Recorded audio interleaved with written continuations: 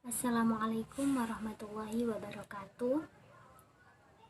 Nama saya adalah Sofiatul Hidayati, Prodi PBA, kelas B2, Fakultas Tarbiyah dan Ilmu Keguruan.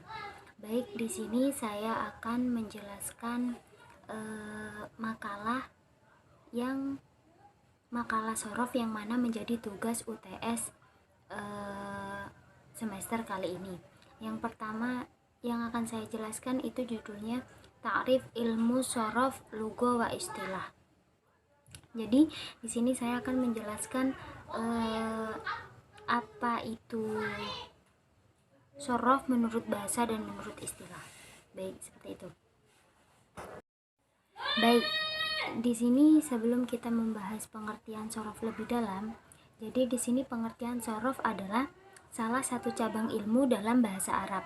Nama lain dari kata sorof itu nama lain dari sorof itu adalah morfologi. Mempelajari ilmu sorof itu sama pentingnya dengan mempelajari bahasa Arab. Bahkan salah satu ulama menyebutkan bahwa sorof itu ibu dari semua cabang ilmu, seperti itu. Nah, untuk pengertian sorof sendiri itu dibagi menjadi dua. Yang pertama pengertian menurut istilah dan bahasa. Nah, sebelumnya di sini ada pengertian sorof menurut bahasa. Menurut bahasa, sorof itu adalah perubahan atau berubah, yaitu mengubah dari bentuk asli kepada bentuk yang dikehendaki maknanya. Jadi, misalkan awalnya kan kataba, gitu ya, kataba. Maka kataba itu artinya adalah menulis. Kataba itu artinya kita sudah menulis, begitu, karena fi'il madhi bermakna lampau. Kataba itu sudah menulis, seperti itu.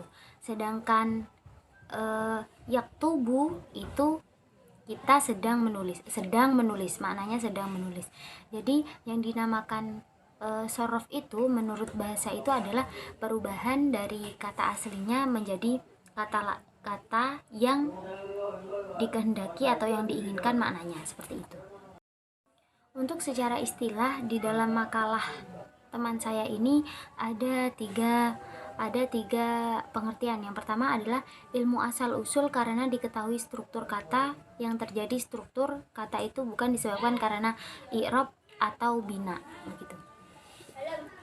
Jadi kataba itu disorof bukan karena i'rab ataupun karena bina, seperti itu. Yang kedua itu berubahnya satu bentuk kosakata baku kalimat bahasa Arab dari satu bentuk asal ke bentuk-bentuk yang berbeda. Yang ketiga berubahnya dari bentuk fi'il madi menjadi fi'il mudhari, masdar, sampai seterusnya sampai pada isim alat, seperti itu. Seperti kata fa'ala yaf'ulu fa'lan wa maf'alan fa huwa fa'ilun wa dzaka maf'ulun uf'ula taf'ul maf'alun, itu namanya tasrif. Tapi di situ tuh tasrif atau sorof itu dibagi menjadi dua. Yang pertama tasrif lugawi, yang kedua tasrif istilahi. Di sini kita akan membahas satu-satu. Yang pertama itu tasrif lugawi, yaitu tasrif untuk mengetahui pelaku dari fiil tersebut yang berdasarkan domir. Nah, biasanya lebih gampangnya tasrif lugawi itu biasanya yang ke bawah. Yang kedua itu ada tasrif istilahi. Tasrif istilahi adalah tasrif yang digunakan untuk mengetahui bentuk sigot dari suatu kata dari fi'il madhi sampai isim alat. Seperti yang tadi saya bacakan, yaitu fa'ala yaf'ulu fa'lan wa maf'alan fa huwa fa'ilun wa dzaka maf'ulun uf'ula taf'ul maf'alun, seperti itu. Jadi lebih mudahnya kalau tasrif lugawi itu ke bawah jalannya, kalau tasrif istilah itu yang menyamping, seperti itu. Kemudian di sini ada istilah-istilah dasar dalam ilmu sorof. Ada 6 istilah dalam ilmu sorof. Yang pertama wazan, mauzun, tasrif, sigot, bina, dan mutabaqoh. Kita akan bahas satu persatu ya. Jadi yang pertama itu wazan. Wazan itu secara bahasa memiliki makna timbangan atau acuan, rumus. Wazan secara istilah adalah kalimat yang dijadikan atau tersusun dari huruf fa, ain, dan lam fiil. Contohnya fa'ala. Fa'ala itu adalah wahzan dari kata ba. Jadi yang dinamakan wahzan itu lafadz yang diikuti oleh lafadz selanjutnya. Biasanya kalau di tasrif itu di bagian atas sendiri. Fa'ala, seperti itu. Itu namanya wahzan. Lafadz yang diikuti yang dijadikan sebagai acuan atau yang dipertimbangkan. Nah, yang kedua adalah mauzun. Mauzun itu adalah lafadz yang disandingkan kepada wazan. Jadi kalau tadi yang dinamakan wazan itu kan fa'alanya. Jadi kalau mauzun ini ya biasanya kalau di tafsirif itu bawahannya fa'ala itu. Jadinya yang kataba itu namanya mauzun dan yang wazan itu fa'ala itu. Seperti itu.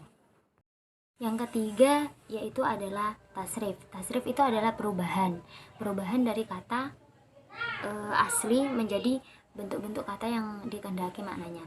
Nah, seperti yang tadi disampaikan itu bahwasanya tasrif itu dibagi menjadi dua, yaitu tasrif istilahi dan lugawi. Jadi kalau tasrif istilahi itu yang ke bawah, kalau yang lugawi itu yang ke samping. Lebih mudahnya seperti itu.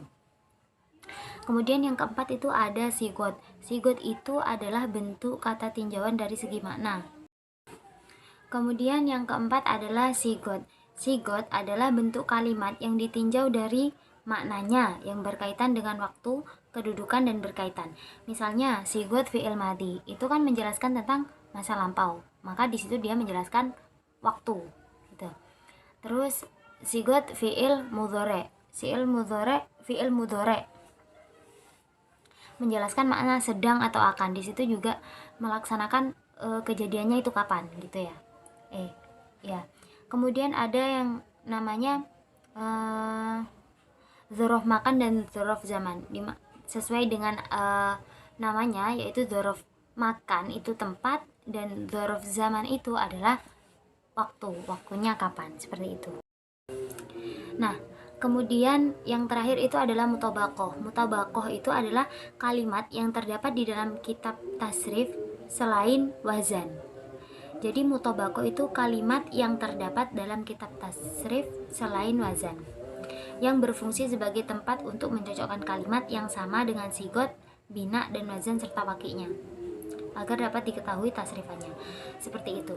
Mungkin jika contohnya contoh mutabaqoh di sini ya, seperti lafadz fa'ala. Fa'ala tadi kan namanya wazan.